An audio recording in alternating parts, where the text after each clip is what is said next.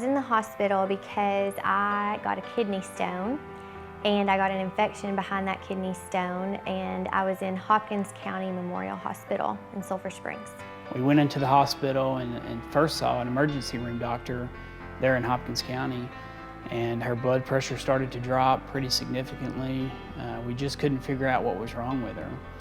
And it didn't take very long to transfer her over to ICU.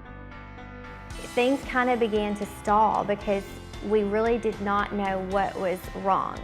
We would get one thing under control and then something else would plummet.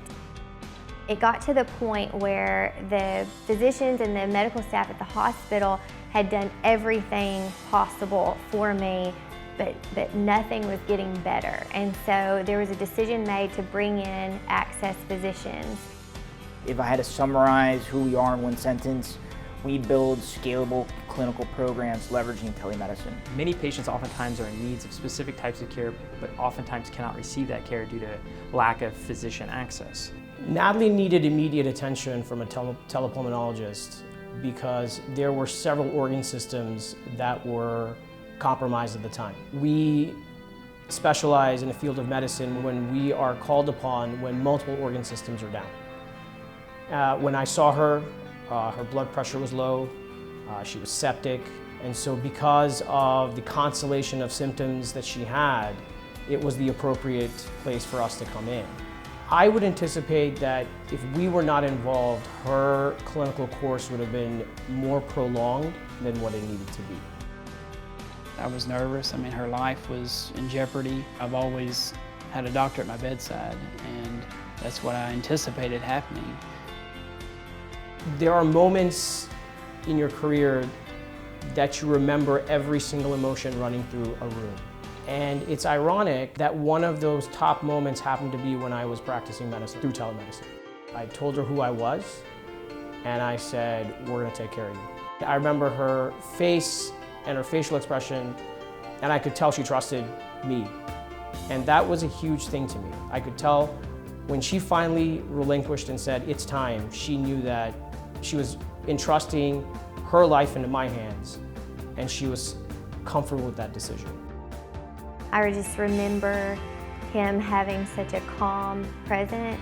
I just knew that he knew what was best for me and that I was going to be able to rest, and that's what I wanted. We live in a pretty small town, you know, a small community. The hospital is very good, they do the best they can, but it's limited. And in that moment, we needed some specialty care, and we're able to get that immediately. I realized very early on that she was very ill. I was anticipating her clinical course to be a little bit rough. And so it was an extremely rewarding experience at the end, looking back, because I was able to stabilize a patient miles away through this technology that we use. This is vital to rural communities. We have to have this. It saved my life, and I know that it will save countless others. So I think that this is one of the best things that has happened medically to our community ever. I was just very impressed with his ability to coordinate the staff. It was very clear who was in charge and what direction they needed to take. A mother's will to see her kids is one of the strongest things in the world. And I think I got up and walked in like 24 hours. I got to go home, I think 5 days later.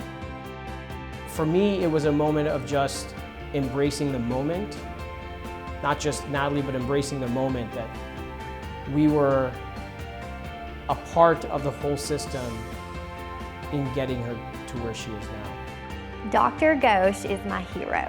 I can never, ever tell him thank you enough for just giving me my life.